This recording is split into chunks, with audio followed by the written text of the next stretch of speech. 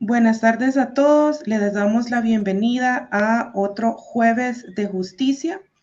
Durante este programa estaremos hablando sobre la clase trabajadora, la situación y las condiciones laborales en El Salvador, y tenemos una invitada especial para hablarnos del tema, una persona que tiene una amplia trayectoria en cuanto a la situación de la clase trabajadora, a la defensa de la clase trabajadora y a la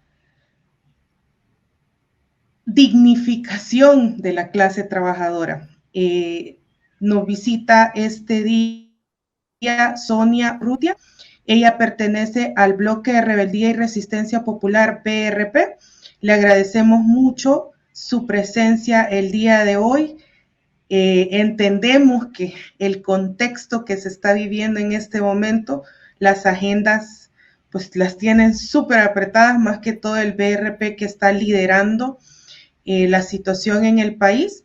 Entonces, pues sin más, le damos la bienvenida y pues quisiéramos que se presente un poco y nos hable de usted, Sonia. ¿Quién es Sonia? ¿De dónde viene? Y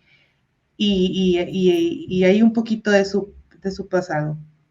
Ok, bueno, antes que nada, muchas gracias por invitarme a este tan importante programa para que nosotros podamos conversar y poder, bueno, mencionar parte de lo que estamos viviendo hoy en El Salvador. Mi nombre es Sonia Urrutia, eh, soy secretaria general de la Federación Sindical de Trabajadores para la Justicia Laboral del Salvador, FESTRA-JUSAL, que aglutinamos 12 sindicatos, eh, 11 sindicatos son privados, un sindicato de ellos es público, sindicato que trabajan de empleados que trabajan en las ECOS, en las unidades de salud. Bueno, decir que antes que nada, antes de llegar a ser la secretaria general de FESTRA Jural, decir que yo me organicé desde que tenía 18, 19 años en la zona franca de San Marcos. Es una maquila, que por cierto se llamaba Mandarín. Ahí me organizo cuando fue mi primer empleo que me incorporo a una fábrica del sector textil.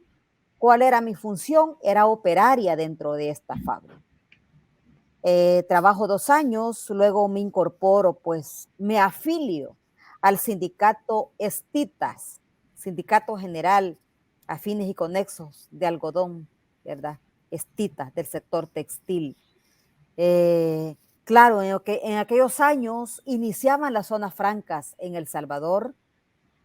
Recuerdo yo, pues, que algo que me llamó la atención de formar parte, de organizarme en primer lugar, porque desconocía todo lo que era, digamos, estar organizada en un sindicato.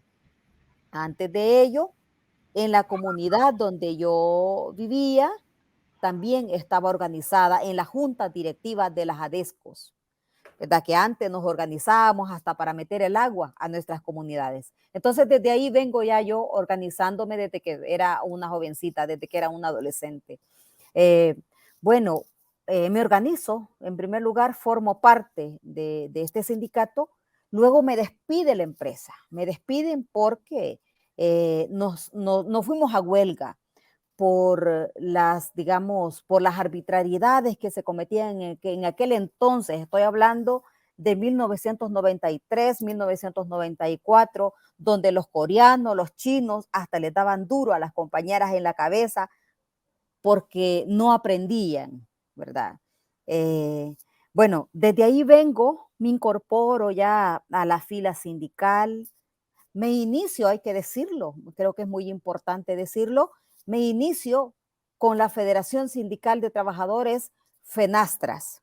Claro, en aquellos años FENASTRAS estaba todavía en el gran apogeo, ¿verdad? FENASTRAS, una organización que tiene su momento muy histórico aquí en El Salvador. Con ellos es que yo inicio. mi vida sindical. Y luego me despiden por ser sindicalista, me voy para otra fábrica a trabajar, zona franca de San Bartolo, San Bartolo. Soyapango. Luego igual me vuelvo a organizar. En ese entonces los patrones eran de origen guatemalteco, la señora. Bueno, me organizo, quizás pasé como un año organizada. Luego la empresa se declara en quiebra, volvemos a quedar desempleadas. Luego me voy a incorporar a otra fábrica del sector textil, pero ya a un taller. Eh, bueno, y ahí pues quizás mi participación dentro del sindicato, mi militancia dentro del sindicato era, me imagino que los líderes de aquel entonces veían mi entrega total hacia la organización. Bueno, eh, me agarran a tiempo completo en Fenastras para que yo atendiera a trabajadores de diferentes empresas que llegaban a solicitar apoyo a la federación, ya que ellos querían organizarse o querían alguna asesoría, pues ahí yo ya entro. Luego, en 1997, empiezo la universidad y me inscribo en la Facultad de Ciencias Jurídicas. Desde 1997 me gradúo en licenciada de Ciencias Jurídicas en el 2000, a finales de 2003, ¿verdad? Me gradúo. La Corte Suprema de Justicia de El Salvador me autoriza ya como abogada de la República de El Salvador en el 2006. Y ahí pues viene mi vida sindical. Luego, junto con otros sindicatos, emitimos la renuncia a Fenastras. Luego creamos Festrajusal con otros sindicatos. La creación de Festrajusal nace en el 2015. Y así hemos venido pues dando un servicio, digamos, en el sector laboral, levantando las demandas reivindicativas, especialmente del sector privado. En la federación donde yo soy parte, tenemos 3 sindicatos del sector textil, que es Sintratexal, SIGSE y SIN, ¿verdad? Que son 3 sindicatos generales del sector textil. Ahí pues estamos dando el acompañamiento muy de cerca a nuestras compañeras, ¿verdad? Y pues llevando a cabo las diferentes reivindicaciones que ellas exigen en el momento. Esa es mi vida, así a grosso modo he querido comentar la trayectoria que traemos en la vida sindical y al servicio pues a la comunidad también. No, qué importante, la verdad que yo más o menos había tratado de seguirle la pista a usted, pero creo que lo que está bien documentado es muy reciente y pues su lucha reivindicativa y dignificante de los trabajadores en El Salvador inició desde casi recién terminado el conflicto armado, pues.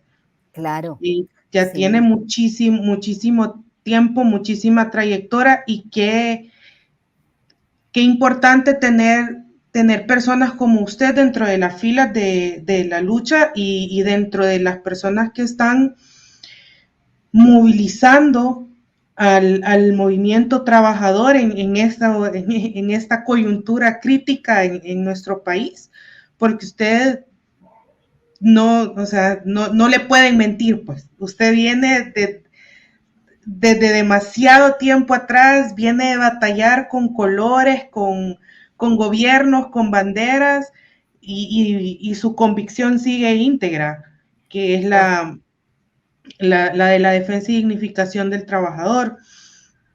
Y en ese sentido, Sonia, ¿cómo en su trayectoria dentro de los sindicatos y la lucha trabajadora, cómo llega al BRP, cómo se forma BRP, quiénes lo conforman.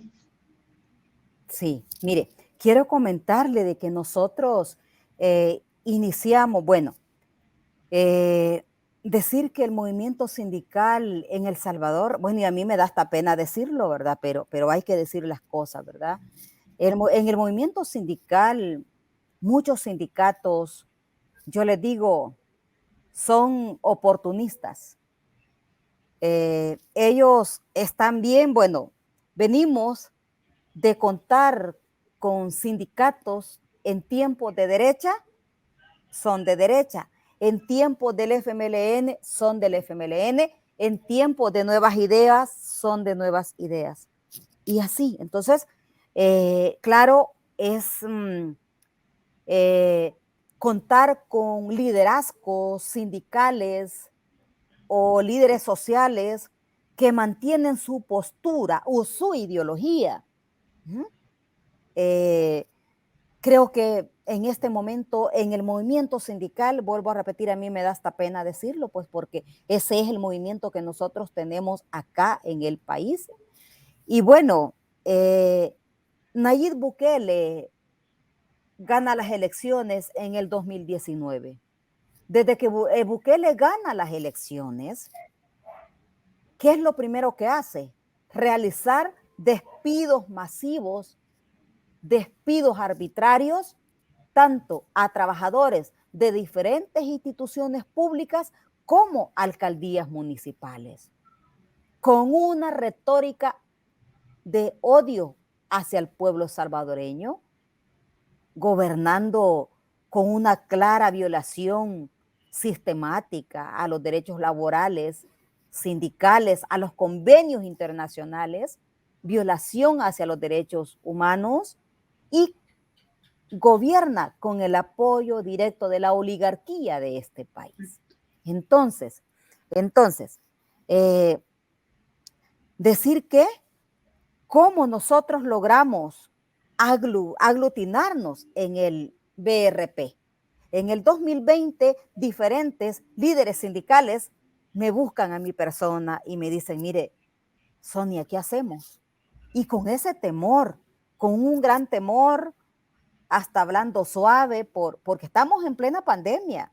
Muchos compañeros, muchas compañeras fallecieron, sindicalistas, afiliados a nuestros sindicatos, porque la publicidad que vendió Bukele es que El Salvador nos cuidó, dice él, de la pandemia, pero yo, que fui una víctima, que mi madre murió a plena pandemia, ella fallece el 15 de julio del 2020, en el cual yo viví que no había, pero ni medicamento, ni personal médico para atender a los enfermos.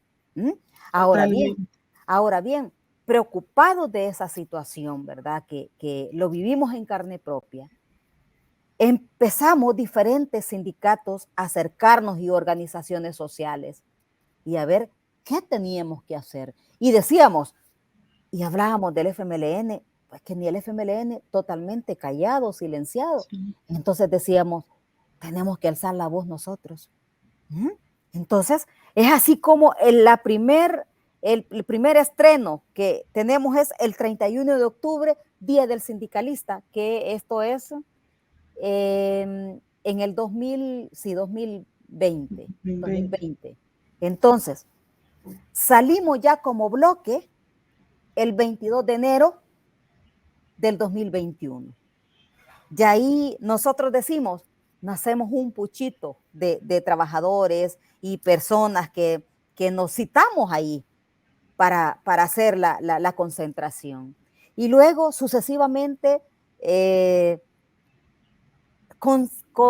continuamos desarrollando diferentes actividades y se llega a un momento en que diferentes organizaciones que habíamos conformado al bloque de resistencia y rebeldía popular, ya con una mente muy clara que teníamos que organizarnos porque teníamos que ser la oposición de este gobierno, de este régimen, porque poco a poco él sistemáticamente ha venido avanzando con quitando, restringiendo derechos al pueblo salvadoreño.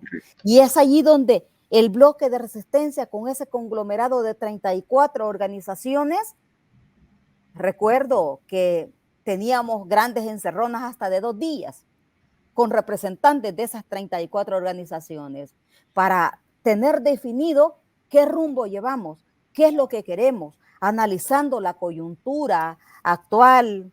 Y bueno, y allí el BRP se llega a un momento en que nos convertimos en un referente político, donde actualmente, ahora, muchas organizaciones y muchas personas en carácter individual esperan que el BRP lance la convocatoria para salir al paso y estar al apoyo, ¿verdad? Claro, nosotros hemos sido muy claros en decir, el BRP se convierte en un referente, digamos, un referente político, no partido político. Lo tenemos muy claro que el BRP no puede convertirse en un partido político, porque todas las organizaciones que estamos al interior, que conformamos al BRP, por ejemplo, yo como secretaria general de FESTRAJUSAL, ¿cuáles son mis banderas de lucha? Cada sindicato tiene sus propias banderas de lucha. ¿Ah? Entonces, ¿cuál es? Reinstalo de los trabajadores, aumento al salario mínimo, etcétera. Que se respete la libertad sindical, respeto a los convenios internacionales. Entonces, somos un referente político. Y lo aclaro para efectos que no haya confusión, porque por ahí se dice que el BRP puede convertirse o que el BRP puede lanzarse como un partido político. No podemos. Creo que los partidos políticos ya tienen sus estatutos y todo, y nosotros no. Nosotros somos un conglomerado de organizaciones sociales que estamos organizados conscientemente. ¿Y qué es lo que queremos? Bueno, queremos rescatar al país de la pérdida de la democracia que hoy por hoy tenemos en este país. Perfecto.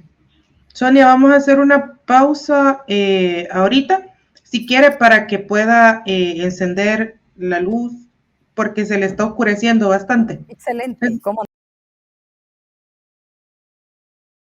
no? Gracias, Sonia. Interesante, la verdad, cómo entra el BRP en la coyuntura. Me llama la atención mucho que quienes primero se pronunciaron y quienes primero sintieron la afectación fueron los trabajadores.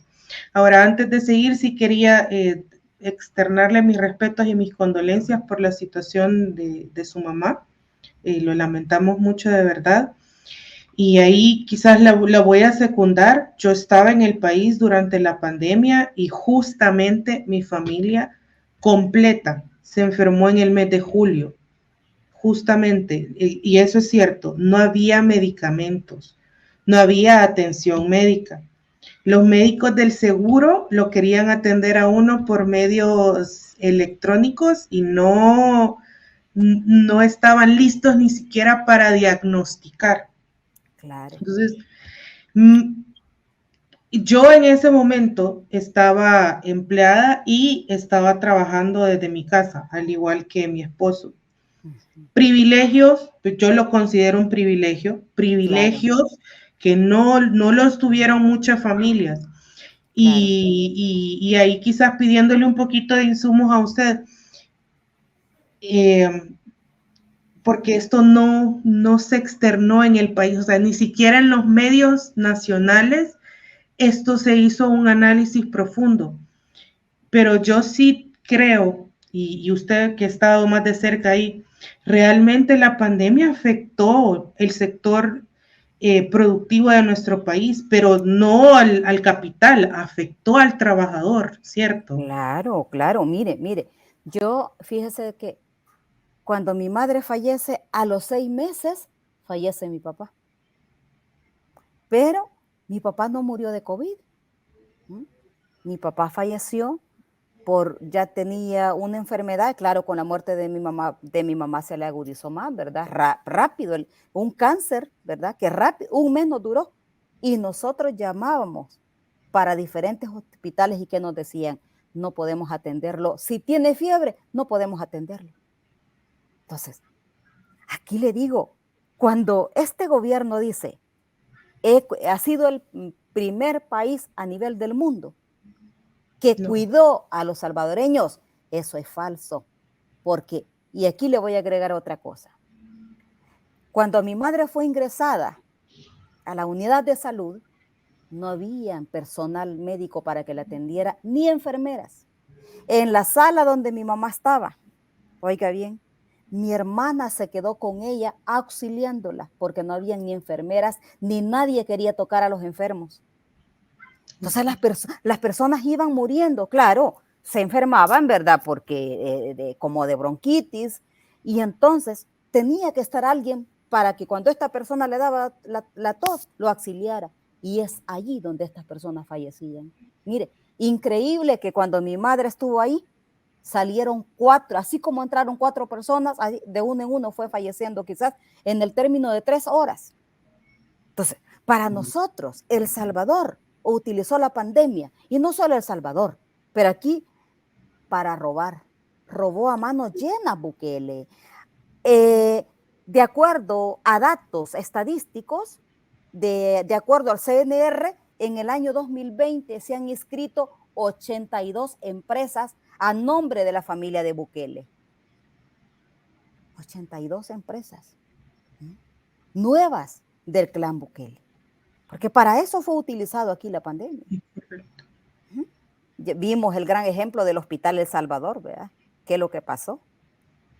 Qué terrible, mire, cuando él con pura publicidad, mandando medicamentos para allá, y aquí los hospitales. Si con la primer tormenta se le cayó todo el maquillaje de lo que él había hablado. Exactamente. Y mire, en relación a eso, qué compleja la situación del sector salud. Yo tengo mucha familia que está dentro del sector salud y me comentaban tanto en la parte del seguro social como en los hospitales nacionales. Parte de la negativa que tenían ellos a acercarse a los pacientes, a tocar a los pacientes que tenían sospecha de COVID, es que realmente inicialmente ni siquiera había material básico para que ellos pudieran protegerse y aislarse. O sea, entre junio y septiembre de 2020, había escasez de guantes, de mascarillas, de gabachas en todos los hospitales nacionales. Y lo que a mí me parece más indignante es que fueron todos los negocios que luego se hicieron públicos que le dieron a Jorge Aguilar. No sé si usted se recuerda de esa noticia que se le salió de las manos, obviamente, a ellos, porque la mayoría de esas cosas las han ido reservando y las han ido tratando de tapar, pero claro, eso fue el escándalo durante la pandemia.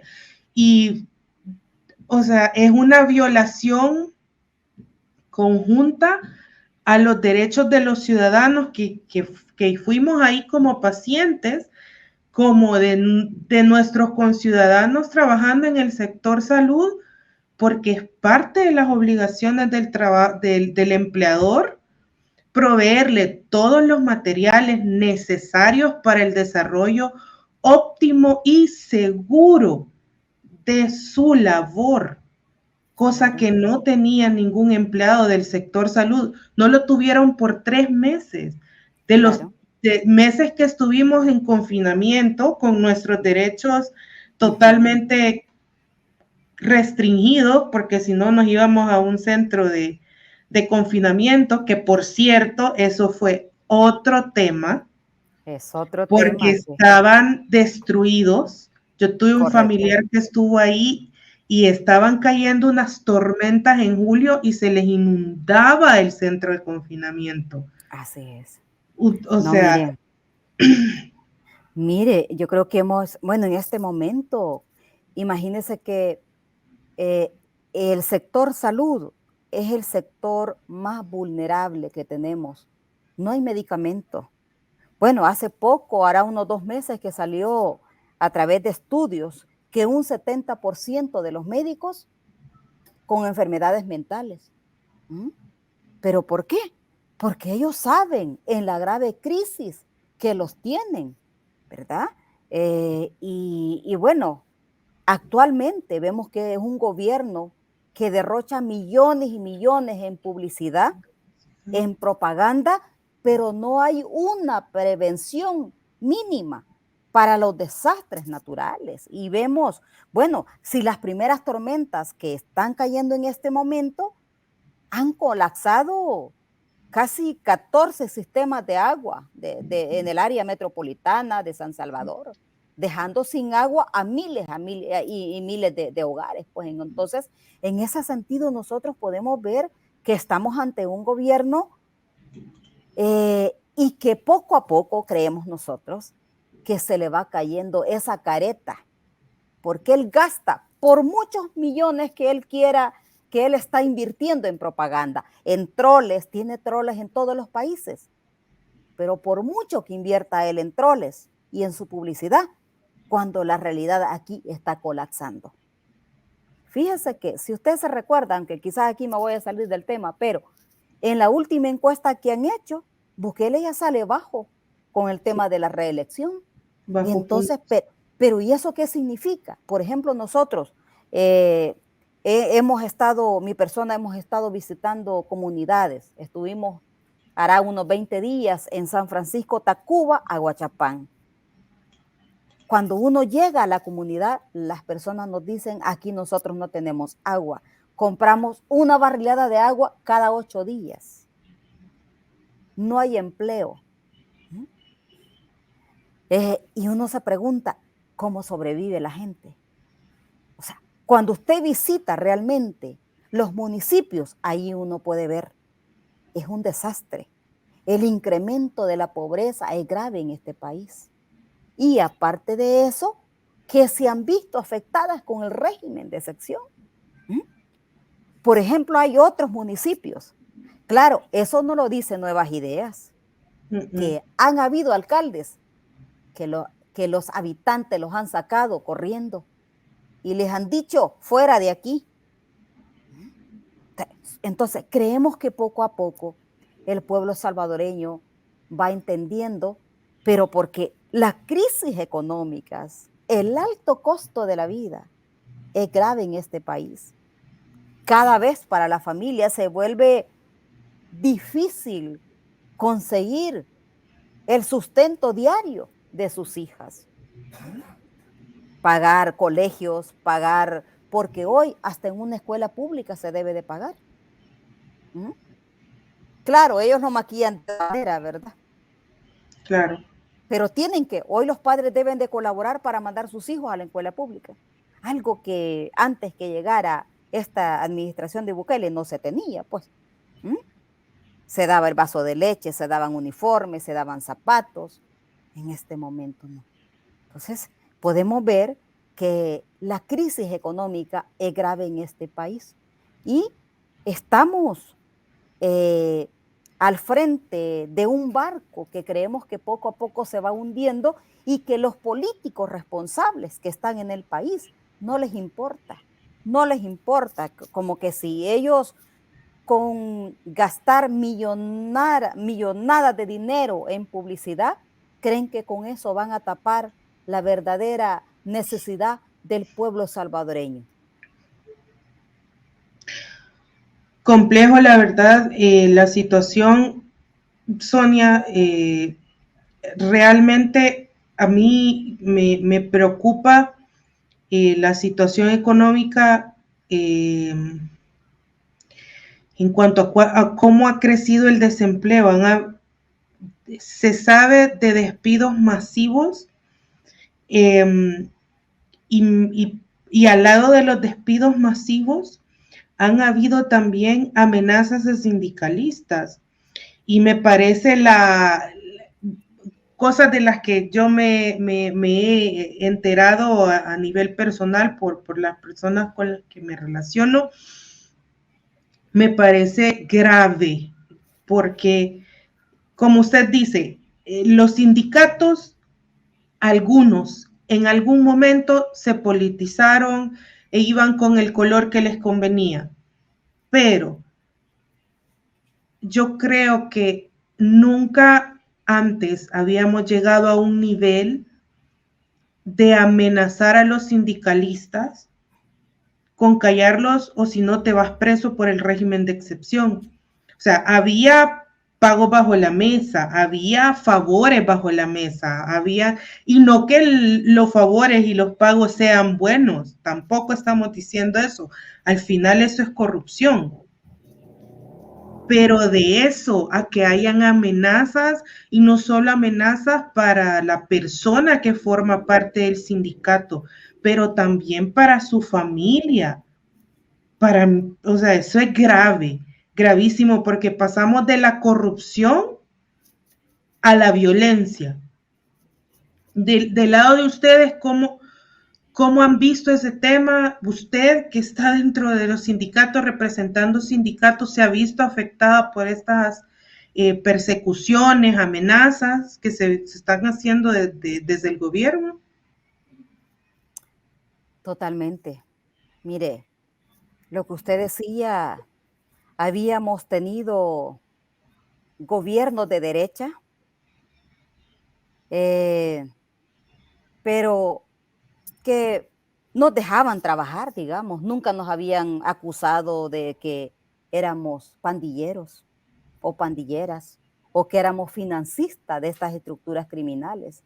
Sin embargo, el gobierno de Bukele, él sí ha señalado al movimiento sindical, claro, ha señalado a las voces críticas, a aquellos líderes que estamos en la calle en la defensa de los intereses del pueblo salvadoreño, porque hay que decirlo que en el movimiento sindical hay sindicatos que están callados, ¿m? Hay dirigentes que están callados. ¿Y por qué? Porque muchos de ellos, lo que decía al inicio, ¿verdad? Que cuando está Arena son de Arena, cuando está el FMLN son del FMLN y ahora son de Nuevas Ideas. ¿M? Pero lo otro es que ahí tienen toda su familia trabajando con el gobierno. Hay prebendas para aquellos líderes que tapan la corrupción, que se quedan callados o más bien que siguen una línea pro gobierno. Hay prebendas. Ahora bien, han habido amenazas graves hacia mi persona. Nosotros cada vez que salimos o damos una conferencia de prensa, ¿qué es lo que dicen los seguidores de Bukele? Señor presidente, ¿cuándo va a capturar a esta pandillera? Esta pandillera ya debe de estar allá en Secot, que es la nueva cárcel. De esa manera nos tratan. Y acordémonos de que muchas veces a nosotros nos toca, bueno, a mi persona, ¿verdad? Nos ha tocado que emigrar de un lado a otro por seguridad de nosotros. Porque acordémonos de que hay zonas militarizadas en este momento. Exacto. Entonces, andamos de un lugar a otro cuidándonos, ¿verdad? Decimos nosotros nuestra integridad. Sabemos de que hoy con el régimen que fue implementado el 27 de marzo del año pasado y que dizque para combatir pandillas y no que nos traían con el famoso plan control territorial, claro que fue todo un fracaso, ¿verdad? Luego nos someten a este régimen de excepción, que ya vamos con 13 meses de régimen de excepción, ¿ah? En el cual este régimen no ha combatido pandillas. Claro, así lo dejan ver ellos. Habrán capturado algunos, ¿verdad? De personas que forman parte de estas estructuras criminales. Pero también el régimen ha sido utilizado para perseguir a las voces opositoras, para perseguir a ONGs, perseguir a la prensa, perseguir líderes sociales, en el cual en este momento hay 16 personas capturadas sindicalistas que En enero fueron capturados dirigentes de alcaldía de Soyapango, pese que la alcaldía de Soyapango es dirigida por Nuevas Ideas. Se capturan a estos dirigentes, tanto dirigentes de San Marcos. ¿Y por qué se capturan? Porque estaban reclamando su derecho de gozar de un pago de su salario de 3 meses y prestaciones sociales. Se les dijo, se les captura por asociaciones ilícitas. Entonces eso es lo que estamos viviendo aquí nosotros en El Salvador. Claro, a mí casi no comento mi situación, ¿verdad? Por supuesto. Creo que hasta este momento, yo le digo, no, ya hasta este momento yo ya perdí el miedo ya. Lo que más puede pasar que nos capturen, ¿verdad? Y digan, la capturamos, nos sometan, nos capturen por el régimen de excepción, pero creemos que debemos de seguir dando la batalla, denunciando los abusos, los atropellos que se están cometiendo en El Salvador por parte de la administración de Bukele. Tenemos una bancada 100 que prácticamente que el pasado 15 de septiembre fueron bautizados por los apretabotones, que fue la primera marcha que se hizo, una movilización muy fuerte y que en rechazo a que un madrugón nos mete en la ley Bitcoin. Exacto. Entonces, ahí se bautizan a la bancada 100 como los aprietabotones, porque hasta este momento no han legislado, no han hecho nada para el pueblo salvadoreño. Y yo les digo, sí, para nosotros la bancada 100 o este gobierno es la primera vez que tiene toda una bancada. Creemos que si el presidente Bukele quisiera hacer algo por el pueblo salvadoreño, ahora es cuando, porque ni el FMLN tuvo una bancada como la que tiene Nuevas Ideas, como la que tiene el presidente Bukele, porque cuando estaba el FMLN en la Asamblea Legislativa, ¿quiénes eran los principales opositores? La derecha. La derecha impidió tanto a que se sacaran políticas públicas para el pueblo.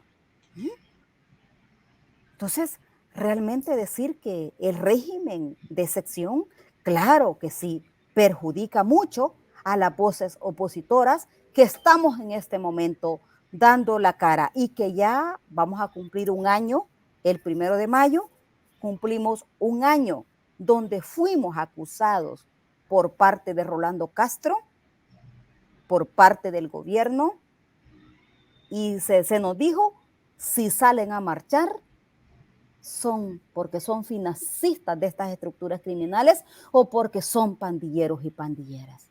Yo les digo, nosotros tenemos una trayectoria que nadie la puede borrar, una trayectoria que ¿quién no nos conoce? Y yo les digo al Ministerio de Trabajo, yo soy una usuaria casi de 30 años. Claro, tal vez hemos salido públicamente, tenemos poco tiempo de tener quizás de ser voces públicas, digamos, porque aquí hay que decirlo también, venimos saliendo de un movimiento sindical en donde ha habido mucha corrupción, en donde aquel líder, ¿verdad?, que está pegado a defender los derechos de la clase trabajadora, hay que dejarlo, ¿verdad? Hay que dejarlo escondido, ¿verdad? Y hay que ver cómo se le pone tropiezo, ¿verdad? Para que no pueda, ¿me entiende? De ese lado venimos nosotros. Entonces, sí creemos que en este momento estamos por cumplir ya un año donde fuimos amenazados gravemente por este gobierno y acusados públicamente de que si salíamos a marchar, pues nos decían, no van a ver una vez más la luz del día. Con esas palabras nos dijo el gobierno. Así que, pero hasta este momento, aquí estamos. Creemos que vale la pena seguir en esta lucha, vale la pena por todos esos miles de trabajadores que están allá sometidos ante un patrón que ganando un salario mínimo y que nos preguntamos nosotros cómo sobrevive nuestra gente en El Salvador. ganando $300. ¿Ah? Creemos que por esa gente vale la pena seguir en esta lucha, vale la pena por todos esos miles de capturados que están en la cárcel sosteniendo la popularidad de Bukele y siendo personas inocentes. Exacto. Creemos que vale la pena estar en esta lucha por aquella madre que está afuera de las cárceles esperando a que le entreguen a su hijo sano y no muerto. Eso nos mantiene hasta este momento. Y eso nos mantiene, pues, que sigamos y que perdamos cualquier temor, porque creemos que la razón está de nuestro lado y que poco a poco, pues, Bukele se va desenmascarando y que él solo se va, creemos que él solo se va, eh, eh, la misma corrupción que ellos están haciendo, ellos solo se están descubriendo. Exactamente. Sonia, y de cara a la marcha le quería preguntar, por lo que hemos venido conversando y la verdad que dicen que la verdad siempre sale hasta de debajo de las piedras, es obvio que en El Salvador tanto la situación económica como la situación de derechos laborales ha tenido una desmejora en estos 4 años ya casi del gobierno de Bukele. En ese sentido, ¿cuáles son las consignas de esta marcha del 1 de mayo, por una parte, y por otra parte, de dónde sale la marcha para que también la audiencia sepa, en el caso de que también nos estén viendo desde El Salvador, sepa a dónde abocarse, cómo apoyar, cómo hacer valer el derecho del trabajador desde la reivindicación que implica estar en la marcha el 1 de mayo? Sí, bueno, en primer lugar, recordar, ¿verdad?, que es una marcha histórica, una marcha internacional en donde se conmemora los mártires de Chicago, ¿verdad?, donde fueron asesinados aquellos trabajadores de aquel entonces que por participar en aquella gran movilización del 1 de mayo de 1886 fueron condenados a muertes por el simple hecho de participar en esa gran movilización. Pero también nosotros esa marcha la estaremos utilizando para denunciar los diferentes retrocesos que nosotros tenemos en el sector laboral, llámese en los retrocesos que hemos tenido como sindicatos, por ejemplo, respeto a los derechos laborales, alto a los despidos injustificados, incremento al salario mínimo, ¿verdad? Queremos que se suba a $500, como también alto a la criminalización sindical, como también estamos exigiendo control del encarecimiento de la vida. Entonces, esas son una de las principales consignas que llevamos. Y bueno, estaremos concentrados en el Parque Cuscatlán, donde nosotros le hemos denominado Plaza de la Resistencia. Ahí estamos, nos vamos a concentrar con diferentes, tanto el conglomerado del bloque de resistencia, que somos 34 organizaciones, más 8 movimientos que se han sumado al bloque. Estaremos saliendo concentrados en el Parque Cuscatlán, brindando una conferencia de prensa al inicio, que estaremos iniciando esa conferencia a las 9. Después de la conferencia, nosotros arrancamos hacia la Plaza Cívica, en donde estamos haciendo el llamado a todo aquel trabajador, pero no solamente aquel trabajador que tiene un patrón, aquel trabajador por cuenta propia, aquella ama de casa, que también vale la pena que salgamos a la calle, que se incorpore en esta gran movilización. Y también creo que es importante decirlo, que por primera vez después de los acuerdos de paz, estamos marchando ante una grave crisis electoral.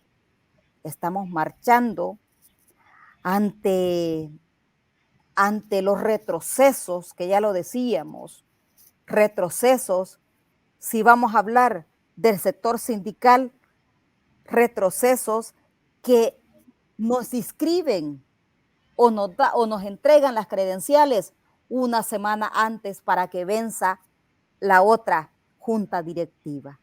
Entonces, y ahora hay que agregarle, tenemos que pagar.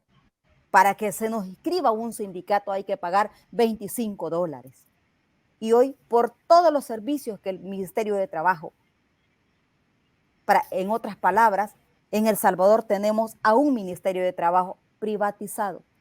Y somos el primer país a nivel del mundo caracterizado por violador de los derechos laborales y a los convenios internacionales como el convenio 87 y convenio 98. Y el año pasado logramos que viniera una alta comitiva de la OIT a verificar la problemática, el por qué el Ministerio de Trabajo se tarda tanto para inscribir los sindicatos. Claro, eso es grave, las repercusiones que tiene. ¿Por qué? Al interior de un sindicato no nos permite poder retirar ningún cheque dentro donde tenemos las cuentas registradas a través de los bancos. Entonces, para nosotros eso es grave. Y eso es lo que hemos vivido nosotros. Y lo que estamos viviendo con la administración de Bukele. Es un sabotaje sistemático a la organización del trabajador, básicamente, Sonia. Claro. Lo que usted nos está describiendo es sumamente grave. Es grave. Porque no es solo la prevención de la organización, sino un sabotaje sistemático a lo que ya está organizado. Correcto. A esto hay que agregarle que desde que este gobierno llega, Rolando Castro se dedicó a meter juntas directivas paralelas en aquellos sindicatos que este gobierno considera estratégicos. Ahí tenemos los sindicatos del Seguro Social, para mantener coactadas las tripartitas. ¿Y cuántos millones no le sacaron ya al Seguro Social? Algo que si tuviéramos a una junta directiva en ese Seguro Social y tuviéramos representantes sindicales que sí realmente se deban a representar los intereses de los trabajadores, no hubiese permitido que venga el gobierno y meta mano a retirar, a sustraer un dinero que no le compete al gobierno. Y así tenemos coactado todas las tripartitas en el país. Ahí están quiénes son los que están, quiénes son los líderes sindicales que están en el Consejo Superior del Trabajo, en el salario mínimo. Bueno, la gente que está llevando la línea de Bukele. Y con líderes, eso es importante decirlo. Estos líderes que también salieron la semana pasada brindando una conferencia de prensa, dando el respaldo directo a Bukele y diciéndole a la comunidad internacional, no se metan. Claro, ¿quiénes son? Nosotros conocemos quiénes son esos líderes. Líderes que ya estaban muertos y que Bukele vino y los ha levantado. ¿Y por qué estaban muertos? Porque tenían un pasado muy oscuro hacia los trabajadores. Y tienen todavía ese pasado oscuro, ¿verdad? Los que ya conocemos no nos engañan, pues, que ahí salen alabando a Bukele, diciendo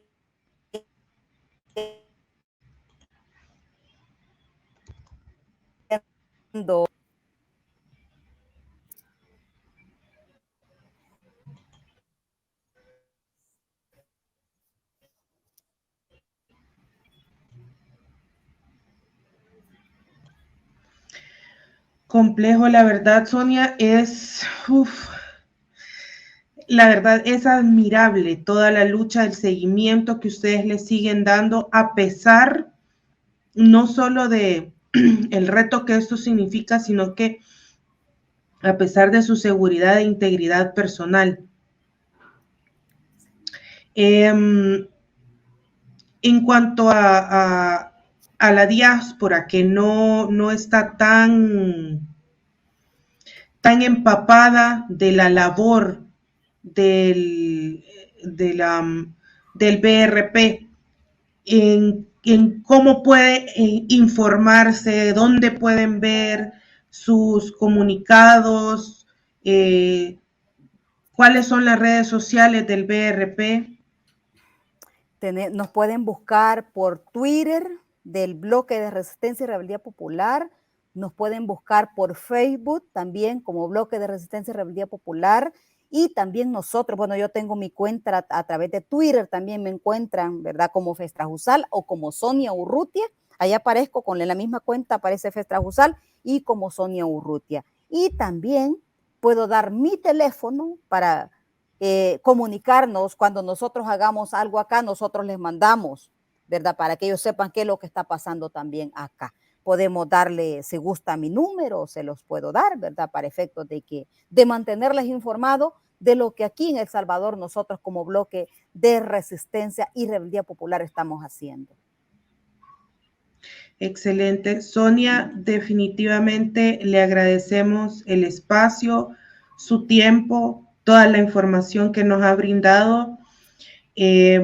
Creo que es importante que personas con su trayectoria de lucha puedan venir a decir la verdad acerca de lo que está sucediendo en El Salvador, para que la diáspora que está tan desconectada en este momento, gracias a los millones que se gastan en publicidad, en desinformación a través de las redes sociales, puedan darse cuenta de lo que realmente se está viviendo en nuestro país y de los retrocesos que estamos teniendo.